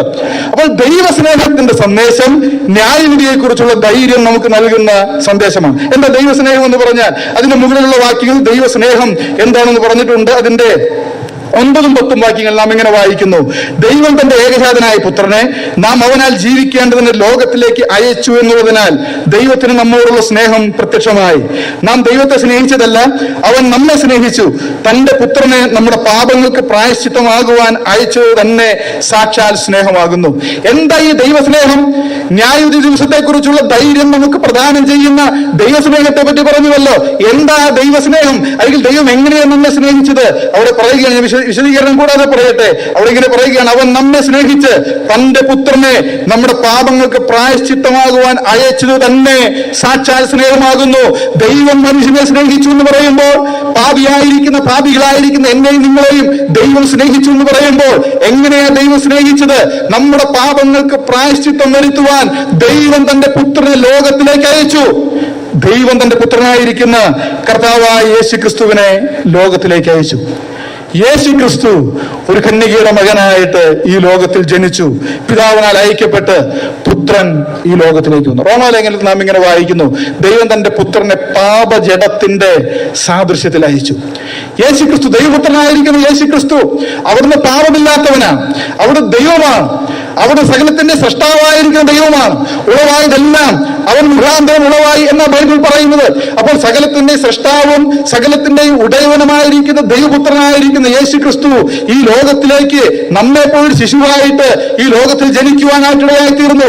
പാപജനത്തിന്റെ സാദൃശ്യത്തിൽ എന്ന് പറഞ്ഞാൽ യേശു ക്രിസ്തു പാപമില്ലാതൊരു വസ്തുതയാണ്. എന്നാൽ പാപം നിമിത്തം ദുരിതം അനുഭവിക്കുന്ന, കഷ്ടത അനുഭവിക്കുന്ന, വേദന അനുഭവിക്കുന്ന മനുഷ്യൻ അതേ ശരീരത്തിൽ, പാപനിമിത്തം മനുഷ്യൻ ഈ ലോകത്തിൽ എന്തൊക്കെ ദുരിതം അനുഭവിക്കേണ്ടി വരുന്നുണ്ടോ അതേ ശരീരത്തിൽ പാപമില്ലാത്തവനായിരിക്കുന്ന യേശു ക്രിസ്തു ഈ ലോകത്തിലേക്ക് വന്നു. നമ്മെ പോലെ ഒരു മനുഷ്യനായി തീർന്നു യേശു ക്രിസ്തു. അവിടുന്ന് സ്വർഗത്തിൽ സദാസമയം രാപ്പകൽ സാറാഫുകളാൽ ആരാധിക്കപ്പെട്ടുകൊണ്ടിരിക്കുന്ന ഉന്നതനായിരിക്കുന്ന ദൈവമാണ്. പക്ഷേ മനുഷ്യനായിട്ട് ഈ ലോകത്തിൽ യേശു ക്രിസ്തു വന്നു. പാപമൊഴികെ സകലത്തിലും നമുക്ക് തുല്യനായിരുന്നു കർത്താവായ യേശു ക്രിസ്തു എന്ന് വിശുദ്ധ ബൈബിൾ പറയുകയാണ്. അവിടുന്ന് വിശക്കുന്നത് നമുക്ക് ബൈബിൾ പരിശോധിക്കുമ്പോൾ കാണുവാനായിട്ട് സാധിക്കും.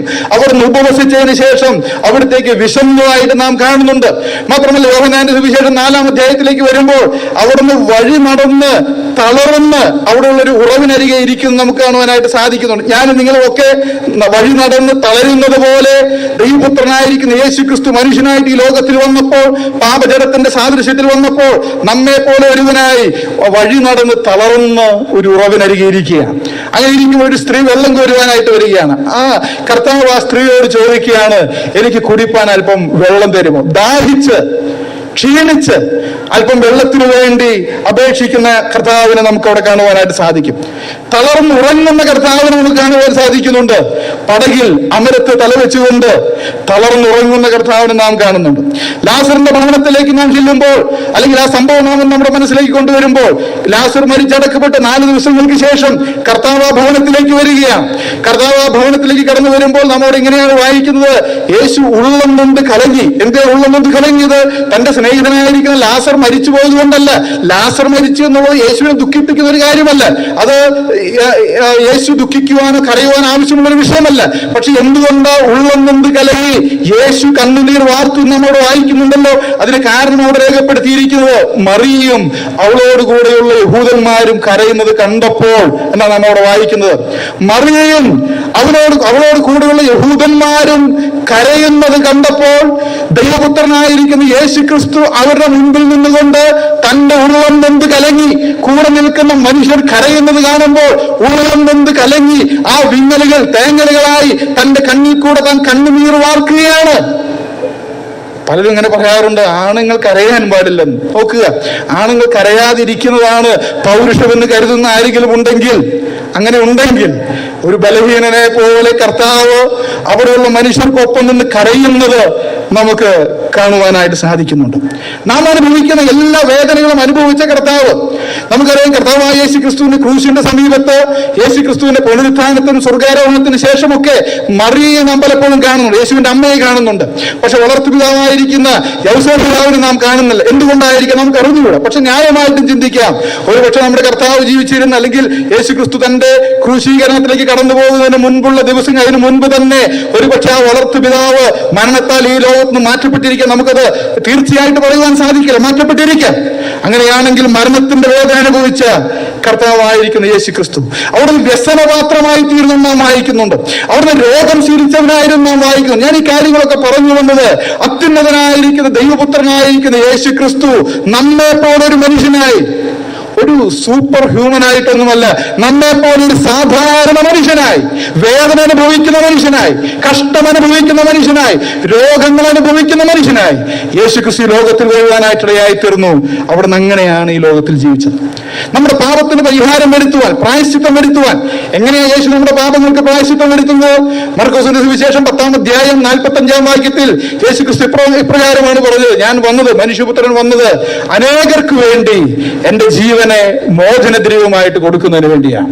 യേശു ക്രിസ്തു വന്നത് തന്റെ ജീവനെ പാപികൾക്ക് വേണ്ടി മോചനദ്രവ്യമായി കൊടുക്കുന്നതിന് വേണ്ടിയാണ്. യേശു ക്രിസ്തുവിന്റെ ക്രൂശീകരണം, കർത്താവായ യേശു ക്രിസ്തുവിനെ ഗെത്സമന തോട്ടത്തിൽ നമുക്ക് കാണാം. ഗെത്സമന തോട്ടത്തിൽ അവിടെ പ്രാർത്ഥിക്കുന്ന കർത്താവിനെ നാം നോക്കുമ്പോൾ അവിടെ നാം ഇങ്ങനെയാണ് കാണുന്നത്. കർത്താവ് പറയുകയാണ്, കർത്താവ് അവിടെ ദ്രവിക്കുവാനും വ്യാകുലപ്പെടുവാനും തുടങ്ങി. കർത്താവ് അനുഭവിക്കുന്ന മാനസിക വ്യത, താൻ ക്രൂശീകരണത്തിലേക്ക് നടന്നുകയാണ്, താൻ ക്രൂശിക്കപ്പെടുവാനായിട്ട് പോവുകയാണ്. ഘോരമായിരിക്കുന്ന മരണം തന്റെ മുൻപിൽ താൻ കാണുകയാണ്. ആ മരണം തന്റെ മുൻപിൽ കണ്ടപ്പോൾ നാം നേരത്തെ പറഞ്ഞതുപോലെ അത്യുന്നതനായിരിക്കുന്ന ദൈവപുത്രനായിരിക്കുന്ന യേശു ക്രിസ്തു അത് തന്റെ മുൻപിൽ കണ്ടപ്പോൾ ദ്രവിക്കുകയാണ്, വ്യാകുലപ്പെടുകയാണ്. താൻ പറഞ്ഞു, എന്റെ ഉള്ളം മരണവേദന പോലെ അതിദുഃഖിതമായിരിക്കും. ഞാനിങ്ങനെ പറയട്ടെ, ആ വെള്ളസിംഹാസനത്തിന്റെ മുൻപിൽ നിന്ന് പാപം ചെയ്തിരിക്കുന്ന പാപിയായിരിക്കുന്ന ഒരു മനുഷ്യനെ ആ നിത്യനരകത്തിലേക്ക് തള്ളിയിടുമ്പോൾ, ആ തള്ളിയിടപ്പെടുന്നതിന് മുൻപ് ആ നരകം തന്റെ മുൻപിൽ കാണുമ്പോൾ, താൻ പോകുവാനായിട്ട് പോകുന്ന ആ നരകത്തിന്റെ ഭയാനകത ഒരു മനുഷ്യൻ മുൻപിൽ കാണുമ്പോൾ എന്തൊരു വിഭ്രമമോ, എന്തൊരു ഭ്രമമാണോ തനിക്കുണ്ടാകുക, ഏത് വിധത്തിലുള്ള മാനസിക വ്യതയാണോ താൻ അനുഭവിക്കുവാനായിട്ട് പോകുന്നത്. അതേ വ്യത കർത്താവായിരിക്കുന്ന യേശു ക്രിസ്തു ക്രൂശിന് മുൻപിൽ കണ്ടുകൊണ്ട് ഗെത്സമന തോട്ടത്തിൽ വെച്ച് അനുഭവിക്കും നമുക്ക് കാണുവാനായിട്ട് സാധിക്കും. ആ വ്യതയുടെ തീവ്രത കൊണ്ടാണ് അവന്റെ വിയർപ്പ് നിലത്ത് വീഴുന്ന വലിയ ചോരത്തുള്ളികൾ പോലെയായത്. കർത്താവായ യേശു ക്രിസ്തുവിനെ അവർ പിടിച്ചുകൊണ്ടുപോയി. യേശു ക്രിസ്തുവിനെ വാറുകൊണ്ട് അടുപ്പിക്കുവാൻ ഏൽപ്പിച്ചു കൊടുത്തു നാം വായിക്കുന്നു. കർത്താവായിരിക്കുന്ന യേശു ക്രിസ്തു ആ വാറുകൊണ്ടുള്ള അടികൾ ഏൽക്കുമ്പോൾ ഉഴവുചാലുകൾ നീളത്തിൽ കീറി എന്നും സങ്കീർത്തനത്തിൽ വായിക്കുന്നത് പോലെ കർത്താവിന്റെ ശരീരത്തോടെ അവർ ചെയ്യുമ്പോൾ സാധാരണ ഒരു മനുഷ്യനത് അനുഭവിച്ചാൽ എപ്രകാരമായിരിക്കുമോ അതുപോലെ തന്നെ അതേ വേദനയുടെ തീവ്രതയിൽ യേശു ക്രിസ്തു അനുഭവിക്കുവാനായിട്ടായിത്തീർന്നു. അവന് 2 കള്ളന്മാരുടെ നടുവിൽ ക്രൂശിച്ചു. അതൊരു വലിയ നിന്ദയാണ്. 2 കള്ളന്മാരുടെ നടുവിൽ യേശുവിനെ ക്രൂശിക്കുന്നുള്ളത് വളരെ വലിയ നിന്ദയാണ്. മാത്രമോ അവനെ മഹാപുരോഹിതന്മാരും മൂപ്പന്മാരും അവനെ പരിഹസിക്കുന്നു, കടന്നു പോകുന്നവർ അവനെ പരിഹസിക്കുന്നു, കൂടെ ക്രൂശിക്കപ്പെട്ട ദുഷ്പ്രവർത്തിക്കാർ അവനെ പരിഹസിക്കുന്നതിന്റെ വിഷയം എന്ന് മാത്രമാണ്, എവിടെയാണ് നിന്റെ പിതാവ്? നിന്റെ പിതാവിന് നിന്ന് പ്രസാദമുണ്ടെന്ന് എത്രത്തോളം അവകാശപ്പെട്ടതാണ്. അങ്ങനെയാണെങ്കിൽ നീ ദൈവപുത്രനാണെങ്കിൽ അവൻ നിന്നെ വിടുവിക്കട്ടെ, നീ രക്ഷപ്പെട്, നീ തന്നെ ഇറങ്ങുക, ഞങ്ങളെയും കൂടെ രക്ഷിക്കെന്ന് പറഞ്ഞുകൊണ്ട് ദൈവപുത്രനായിരിക്കുന്ന യേശു ക്രിസ്തുവിന്റെ ദൈവപുത്രൻ എന്നുള്ള അസ്തിത്വത്തെ ചോദ്യം ചെയ്തുകൊണ്ട് പരിഹസിക്കുന്ന പരിഹാസം നമുക്കവിടെ കാണാം. നിന്ന് എന്റെ ഹൃദയത്തെ തകർത്തു എന്ന് കർത്താവ് പറഞ്ഞത് അതുകൊണ്ടാണ്. അന്ധകാരത്തിന്റെ അനുഭവം കർത്താവ് അനുഭവിച്ചില്ലേ? ഘോരമായിരിക്കുന്ന ഉഷ്ണത്തിന്റെ അനുഭവം 22-ാം സങ്കീർത്തനം വായിക്കുമ്പോൾ നമുക്കത് കാണുവാനായിട്ട് സാധിക്കും. കഠിനമായിരിക്കുന്ന ദാഹത്തിന്റെ അനുഭവത്തിലൂടെ കർത്താവ് പോകുവാനായിട്ട് ഇടയായിത്തീർന്നു. ഇതൊക്കെ നരകത്തിന്റെ വിശദീകരണങ്ങളാണ് നമുക്കറിയാം. മാത്രമല്ല ഒടുവിൽ ക്രൂശിൽ കിടന്നുകൊണ്ട് കർത്താവ് നിലവിളിക്കുന്ന ഒരു നിലവിളിയുണ്ട്, എന്റെ ദൈവമേ, എന്റെ ദൈവമേ, നീ എന്നെ കൈവിട്ടതെന്ത്? തെസലോനിക്ക ലേഖനത്തിൽ നാം ഓർത്തു, കർത്താവിന്റെ സന്നിധാനം വിട്ടകലുന്നതാണ് നിത്യനാശം എന്ന ശിക്ഷാവിധിയെങ്കിൽ ദൈവത്താൽ കൈവിടപ്പെടുന്ന നാം ഓരോരുത്തരും അനുഭവിക്കേണ്ട നിത്യമായ നരകത്തിന്റെ അനുഭവം കർത്താവ് ക്രൂശിൽ അനുഭവിക്കുവാനായിട്ടിടയായിത്തീർന്നു. പ്രിയമുള്ളവരെ, ദൈവം തന്റെ പുത്രനെ അവൻ നമ്മുടെ പാപങ്ങൾക്ക് പ്രായശ്ചിത്തമാകേണ്ടതിന് ഈ ലോകത്തിലേക്ക് അയച്ചു. നമ്മുടെ പാപങ്ങൾക്ക് തന്റെ മരണത്താൽ യേശു ക്രിസ്തു പരിഹാരം വരുന്നു. ഒരു വാക്യം കൂടെ വായിച്ച് എന്റെ വാക്കുകൾ അവസാനിപ്പിക്കാം. കൊലോസ്യ ലേഖനം 2-ാം അധ്യായം 14-ാം വാക്യം. കൊലോസ്യ ലേഖനം 2-ാം അധ്യായം 14-ാം വാക്യം നമ്മോട് ഇങ്ങനെ വായിക്കുന്നു, അതിക്രമങ്ങളൊക്കെ നമ്മോട് ക്ഷമിച്ച ചട്ടങ്ങളാൽ നമുക്ക് വിരോധവും പ്രതികൂലവുമായിരുന്ന കൈയെഴുത്ത് മായിച്ച് ക്രൂശിൽ തറച്ച് നടുവിൽ നിന്ന് നീക്കിക്കളഞ്ഞു. നമുക്കറിയാം, നമ്മുടെ അടുത്തൊക്കെയുള്ള ഹൈപ്പർ മാർക്കറ്റുകളിലൊക്കെ നമ്മൾ ചെന്ന് കുറെ സാധനങ്ങളൊക്കെ വാങ്ങി പുറത്തേക്ക് ഇറങ്ങി വരുമ്പോൾ ബില്ലൊക്കെ അടച്ചിട്ട് വരുമ്പോൾ അവിടെ ഒരാൾ നമ്മുടെ കയ്യിൽ നിന്ന് ആ ബില്ല് വാങ്ങും, അല്ലേ? ബില്ല് വാങ്ങിയിട്ട് അദ്ദേഹം ഒരു ചെറിയ മെഷീൻ ഉപയോഗിച്ച് അതിലൊരു തുളയിടും, പഞ്ച് ചെയ്യും. അതിൻ്റെ അർത്ഥം ആ കടം വീടിയത് അല്ലെങ്കിൽ ആ ബില്ല് അടച്ച ബില്ലാണ് എന്നുള്ളതാണ് അതിൻ്റെ അർത്ഥം. അത് പണ്ട് മുതലേ ഉള്ളൊരു പ്രാക്ടീസാണ്. അടച്ചു തീർത്ത ബില്ലിന് തുളയിടുക എന്നുള്ളത് പണ്ട് മുതലേ വ്യാപാരികളുടെ ഇടയിൽ നിലനിന്നിരുന്ന ഒരു രീതിയാണ്. ഇത് അതിൻ്റെ ഒരു ആധുനിക രൂപമാണെന്ന് മാത്രം. ഇവിടെ ദൈവാത്മാവ് പറയുന്നത് എന്താണ്? നമുക്ക് വിരോധവും പ്രതികൂലവുമായിരുന്ന കയ്യെഴുത്ത് മായിച്ച് ക്രൂശിൽ തറച്ച് നടുവിൽ നിന്ന് നീക്കിക്കളഞ്ഞു. പ്രിയമുള്ളവരെ, നമുക്ക് വിരോധമായിട്ടൊരു കയ്യെഴുത്തുണ്ടായിരുന്നു. പുസ്തകങ്ങൾ തുറക്കപ്പെടുമ്പോൾ അതിൽ നമ്മുടെ പ്രവൃത്തികൾ എഴുതിയിട്ടുണ്ട്. അത് ആവശ്യപ്പെടുന്നത് ഞാനും നിങ്ങളും നരകശിക്ഷ അനുഭവിക്കണമെന്നാണ്. ദൈവത്തിന്റെ ന്യായപ്രമാണം ആവശ്യപ്പെടുന്നത് ഞാനും നിങ്ങളും നരകശിക്ഷ അനുഭവിക്കണമെന്നാണ്. നമുക്ക് വിരോധമായിരിക്കുന്ന ശക്തമായിരിക്കുന്ന ഒരു കയ്യെഴുത്ത് ദൈവത്തിന്റെ കരങ്ങളിലുണ്ട്. ആ കയ്യെഴുത്തുമായിട്ട് നിൽക്കുന്ന, ആ തെളിവുമായിട്ട് രേഖയുമായിട്ട് നിൽക്കുന്ന ദൈവത്തിന്റെ മുൻപിലാണ് നാം ന്യായവിസ്താരത്തിന് വേണ്ടി ചെല്ലേണ്ടത്. പക്ഷെ യേശു ക്രിസ്തുവിന്റെ ക്രൂശുമരണത്താൽ സംഭവിച്ചത് എന്താണെന്ന് അറിയാമോ? അതാണ് ഇവിടെ എഴുതിയിരിക്കുന്നത്. നമുക്ക് പ്രതികൂലമായിരിക്കുന്ന കയ്യെഴുത്ത് മായിച്ചു, ക്രൂശിൽ തറച്ചു. അതിന് ഒരു തുള വീണിരിക്കുകയാണ്. നമുക്കെതിരായിട്ടുള്ള കടച്ചീട്ടന്, നമുക്കെതിരെയായിട്ടുള്ള ആ പാപത്തിന്റെ വൃത്താന്തരേഖയ്ക്ക് അതിന് കർത്താവ് പരിഹാരം വരുത്തി.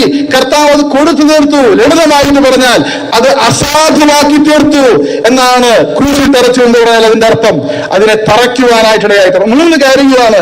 അത് മായിച്ചു, അത് ക്രൂശിൽ തറച്ചു, അത് നീക്കിക്കളഞ്ഞു. നോക്ക്, നമുക്കെതിരായിട്ടുള്ള കയ്യെഴുത്ത് കർത്താവായിരിക്കുന്ന യേശു ക്രിസ്തുവിന്റെ മരണം കൊണ്ട് മായിച്ചു കളഞ്ഞു. അത് അസാധുവാക്കി, അത് ക്രൂശിൽ തറച്ചു, അത് നീക്കിക്കളഞ്ഞു. ഇന്ന് ന്യായവിധിയുടെ മുൻപാകെ ചെന്ന് നിൽക്കുവാൻ നമുക്ക് അധൈര്യപ്പെടുവാനായിട്ട് ആവശ്യമില്ല. എന്തുകൊണ്ട് അധൈര്യപ്പെടുവാനായിട്ട് ആവശ്യമില്ല? നമുക്ക് വിരോധമായിട്ടുള്ള കയ്യെഴുത്തൊന്നും ഇല്ല. അത് മായ്ക്കപ്പെട്ടു, അത് തറയ്ക്കപ്പെട്ടു, അത് നീക്കിക്കളയപ്പെട്ടു. എങ്ങനെ? യേശുക്രിസ്തുവിന്റെ മരണം കൊണ്ട്. കർത്താവായ യേശുക്രിസ്തുവിന്റെ മരണം അത് എന്തോ നിങ്ങളുടെ പാപങ്ങൾക്ക് സമ്പൂർണ്ണ പരിഹാരം വരുത്തുന്നതിന് വേണ്ടിയായിരുന്നു. പാപങ്ങളുടെ കണക്ക് തീർക്കുന്നതിന് വേണ്ടിയായിരുന്നു. പാപക്കടം കൊടുത്തു തീർക്കുന്നതിന് വേണ്ടിയായിരുന്നു. പാപത്തിന്റെ ശിക്ഷയാകുന്ന പിഴ അടച്ചു തീർക്കുന്നതിന് വേണ്ടിയായിരുന്നു. യേശുവിന്റെ മരണത്താൽ നിവൃത്തിയായി ഉറക്കെ പ്രഖ്യാപിച്ചുകൊണ്ട് യേശുക്രിസ്തു മരിച്ചുയർത്തെഴുന്നേറ്റതിലൂടെ ആ യാഗമരണത്താൽ നമുക്ക് വിരോധമായിരിക്കുന്ന കടച്ചീട്ട്, നമുക്ക് വിരോധമായിരിക്കുന്ന കയ്യെഴുത്ത് നീക്കിക്കളഞ്ഞിരിക്കുന്നു. അല്ലെങ്കിൽ ലളിതമായിട്ട് പറഞ്ഞാൽ നമ്മുടെ പാപങ്ങൾക്ക് സമ്പൂർണ്ണ പരിഹാരം വരുത്തിയിരിക്കുന്നു. ദൈവം തന്റെ പുത്രനെ ഈ ലോകത്തിലേക്ക് പാപജടത്തിന്റെ സാദൃശ്യത്തിൽ അയച്ചു. ദൈവപുത്രനായിരിക്കുന്ന യേശുക്രിസ്തു എനിക്കും നിങ്ങൾക്കും പകരം നമ്മുടെ പാപങ്ങൾ ഏറ്റെടുത്തുകൊണ്ട് ക്രൂശിൽ നമ്മുടെ പാപങ്ങൾക്ക് പരിഹാരം വരുത്തി യാഗമരണമായി തീർന്ന് മരിച്ചുയർത്തെഴുന്നേറ്റതിലൂടെ നമ്മുടെ പാപങ്ങൾക്ക് യേശു പരിഹാരം വരുത്തിയിരിക്കുന്നു. അതിന്റെ തൊട്ടു മുകളിലുള്ള വാക്യത്തിൽ നാം ഇങ്ങനെ വായിക്കുന്നു, ഈ ദൈവസ്നേഹത്തെ നാം അറിഞ്ഞും വിശ്വസിച്ചും ഇരിക്കുന്നു. യേശുക്രിസ്തു വരുത്തിയ പാപപരിഹാരത്തോട് ഒന്നും നാം കൂട്ടിച്ചേർക്കുവാനായിട്ട് ആവശ്യമില്ല. മതങ്ങളൊക്കെ നമ്മോട് പറഞ്ഞുകൊണ്ടിരിക്കുന്ന ചില കാര്യങ്ങൾ നമ്മൾ ഇനി ചെയ്യണം ചെയ്തു നോക്കുക, കിട്ടിയാൽ കിട്ടി എന്നുള്ളതല്ലേ. എന്നാൽ സുവിശേഷം നമ്മോട് പറയുന്നത്, ദൈവ സ്നേഹത്തിന്റെ സന്ദേശം നമ്മോട് പറയുന്നത്, നിങ്ങൾ ഒന്നും ചെയ്യുവാനായിട്ട് ആവശ്യമില്ല. നിങ്ങളുടെ പാപപരിഹാരത്തിന് വേണ്ടി ഒരു കാലിന് പോലും വെക്കുവാനായിട്ട് ആവശ്യമില്ല. പാപപരിഹാരത്തിന് വേണ്ടി ഒരു കാശ് മുടക്കുവാനായിട്ട് ആവശ്യമില്ല. ഒന്നും ചെയ്യണ്ട, യേശു എല്ലാം ചെയ്തു തീർത്തു. എന്നാൽ ഒരേ ഒരു കാര്യം, ഈ സന്ദേശം, ഈ സത്യം നിങ്ങൾ വിശ്വസിച്ച് അംഗീകരിക്കണം. അതൊരു വ്യവസ്ഥയാണ്. ഈ സത്യം നിങ്ങൾ വിശ്വസിച്ച് അംഗീകരിക്കണം. എന്താ വിശ്വസിക്കേണ്ടത്? എനിക്കൊരു ന്യായവിധിയുണ്ട്. എന്റെ ജീവിതയാത്രയിൽ ഞാൻ അഭിമുഖീകരിക്കേണ്ടി വരുന്ന ഒരു ന്യായവിധി മരണത്തിനപ്പുറത്ത് എന്നെ കാത്തിരിക്കുന്നു. നീതിമാനായിരിക്കുന്ന ദൈവം ന്യായം വിധിച്ചാൽ ഞാൻ നിത്യമായിട്ടുള്ള നരകത്തിന് യോഗ്യനാണ്. എന്റെ പരിശ്രമങ്ങൾ കൊണ്ട്, എന്റെ അധ്വാനങ്ങൾ കൊണ്ട് അതിന് മോചനം നേടുവാൻ എനിക്ക് സാധിക്കില്ല. എന്നാൽ അതിന് മോചനം നൽകുവാൻ ആ ന്യായവിധി ദിവസത്തെ സംബന്ധിച്ചിടത്തോളം ഭീതി അകറ്റി എനിക്ക് ധൈര്യം നൽകുവാൻ തക്കവണ്ണം ദൈവപുത്രനായിരിക്കുന്ന യേശുക്രിസ്തു പിതാവിനാൽ അയക്കപ്പെട്ട് ഈ ലോകത്തിലേക്ക് വന്നു. അവിടുന്ന് ക്രൂശിൽ ഘോരമായിരിക്കുന്ന മരണം അല്ല, എന്റെ നരകം എനിക്ക് പകരം ആ കുരിശിൽ അനുഭവിച്ച് തീർത്തുകൊണ്ട് എന്റെ പാപങ്ങൾക്ക് സമ്പൂർണ്ണ പരിഹാരം വരുത്തി. എനിക്ക് വിരോധമായിരിക്കുന്ന ദൈവത്തിന്റെ നിയമത്തിന്റെ ആ രേഖ അത് ക്രൂശിൽ തറച്ചുകൊണ്ട് നടുവിൽ നിന്ന് നീക്കിക്കളഞ്ഞു. പാപങ്ങൾക്ക് സമ്പൂർണ്ണ പരിഹാരം വരുത്തിയത് കൊണ്ട് എന്റെ പാപത്തിന്റെ ശിക്ഷയെ എനിക്ക് ഭയക്കുവാനായിട്ടില്ല. യേശു അതിന് പരിഹാരം വരുത്തിയിട്ടുണ്ട് എന്ന് നിങ്ങൾ ഹൃദയം കൊണ്ട് വിശ്വസിച്ചാൽ, ബൈബിൾ ഇങ്ങനെ പറയുകയാണ്, കർത്താവായ യേശുവിനെ കർത്താവ് എന്ന് വായു കൊണ്ട് ഏറ്റു പറയുകയും ദൈവം നമ്മുടെ പാപപരിഹാരങ്ങൾക്ക് വേണ്ടി മരിച്ച യേശുക്രിസ്തുവിനെ ഉയർത്തെഴുന്നേൽപ്പിച്ചു എന്ന് നിങ്ങൾ ഹൃദയം കൊണ്ട് വിശ്വസിക്കുകയും ചെയ്താൽ നിങ്ങൾ രക്ഷിക്കപ്പെടും. നിങ്ങൾ ദൈവത്തിന്റെ മക്കളായി തീരും.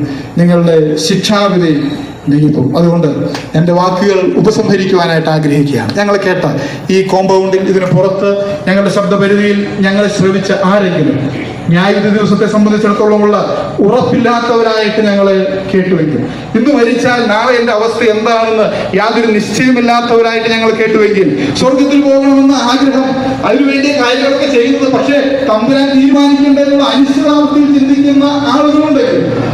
നാം ഈ ഭൂമിയിൽ ജീവിച്ചിരിക്കുമ്പോൾ ജീവനോടെ ഇരിക്കുന്നു. ന്യായവിധി ദിവസത്തെ സംബന്ധിച്ചിടത്തോളമുള്ള, മരണാനന്തര ജീവിതത്തെ സംബന്ധിച്ചിടത്തോളമുള്ള സ്വർഗത്തിന്റെ പ്രത്യാശയുടെ ഉറപ്പ് നമുക്ക് നൽകുവാൻ സാധിക്കുന്ന പര്യാപ്തമായിരിക്കുന്ന സന്ദേശമാണ് നിങ്ങൾ കേട്ടത്. നാം ചെയ്യേണ്ടത് യേശുക്രിസ്തു വരുത്തിയ പാപപരിഹാര ബലിയിൽ വിശ്വസിക്കുക. യേശുക്രിസ്തുവിന്റെ മരണം കൊണ്ട് എന്റെ പാപങ്ങൾക്ക് സമ്പൂർണ്ണ പരിഹാരം വന്നു എന്ന് വിശ്വസിച്ചുകൊണ്ട് ആ യേശുവിനെ നിങ്ങളുടെ ജീവിതങ്ങളിൽ, നിങ്ങളുടെ ജീവിതത്തിന്റെ കർത്താവായിട്ട് സ്വീകരിക്കുക. പാപപരിഹാരത്തിന് വേണ്ടി പരാജിതങ്ങളായിരിക്കുന്ന പരിശ്രമങ്ങൾ ചെയ്തുകൊണ്ടിരിക്കുന്ന എല്ലാം ഉപേക്ഷിച്ചുകൊണ്ട് യേശുവിന്റെ യാഗമരണം കൊണ്ട് എന്റെ പാപങ്ങൾക്ക് പരിഹാരം വന്നു എന്ന് വിശ്വസിച്ച് ആ യേശുവിന് വേണ്ടി നിങ്ങളുടെ ജീവിതം സമർപ്പിച്ച് നിത്യജീവന്റെ ഉടമകളായി തീരുവാൻ നിങ്ങളുടെ എല്ലാ ശ്രോതാക്കളെയും ദൈവം അനുഗ്രഹിക്കട്ടെ എന്ന് ആത്മാർത്ഥമായി പ്രാർത്ഥിക്കുന്നു, ആശംസിക്കുന്നു. ശാന്തമായിട്ട് ഇതുവരെ ഞങ്ങളെ ശ്രദ്ധിച്ച എല്ലാവർക്കും വളരെ ഹൃദയപൂർവ്വം ഞങ്ങളുടെ നന്ദിയെ ഞങ്ങൾ അറിയിക്കുന്നു. ദൈവനാമം വാഴ്ത്തപ്പെടണം.